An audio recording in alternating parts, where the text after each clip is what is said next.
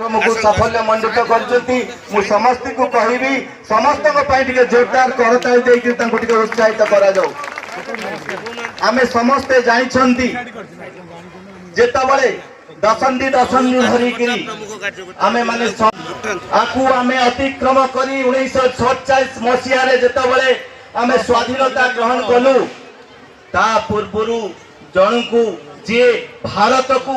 एकता स्वर रे अखंडता पाई जो जे भारत वर्ष को एकतार स्वर रे बांधी रखेबा पाई सबु बेले प्रचेष्टा करुथिले जहांकर नारा थिला एक भारत श्रेष्ठ भारत करिवार से जो प्रण नैथिले कोउठी ना कोउठी हमर सरकार आसीबा पूर्व को अणदेखा करा जाउथिला तांकर महात्मा कथा नैकरी बोधे जे थिले पूर्व भूली जाइथिले मु सेही कथा को मन पकई दबा को चाहूची जी पूरा 565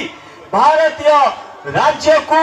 जे से टाइम एकत्रित करी भारत विभाजन परे भारत को एकत्रित करी जेतेबेले लॉर्ड माउंटेन ब्रिटेन जेतेबेले करैले जेतेबेले आपण मानकू अलगा अलगा करेबा पाई जेतेबेले से गोटे प्लान करैले जे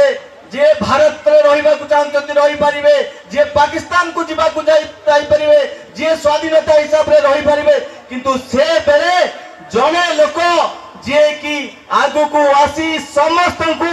एकत्रित तांकर जो तीनोटी पॉलिसी थिला से पॉलिसी माध्यम रे समस्त को एकत्रित करिथिले से आउ केही नुंती हमर लोह मानव सरदार वल्लभ भाई पटेल तेणु निश्चिंत भावे आज जो कार्यक्रम होची एकतार पदयात्रा एबे समय आसीची दीर्घ समय पाखापाखी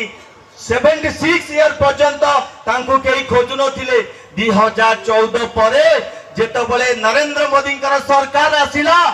लुकायित प्रतिभा आम एकतार स्वर रे बांधी रखिथिबा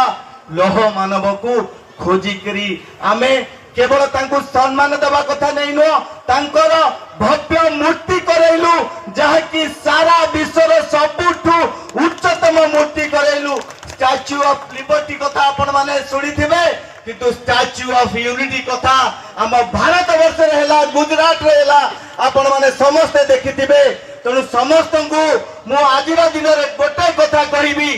जो कथा को से एकता अखंडता रे एकत्रित करबा कथा नहीं कि चिंता करथिले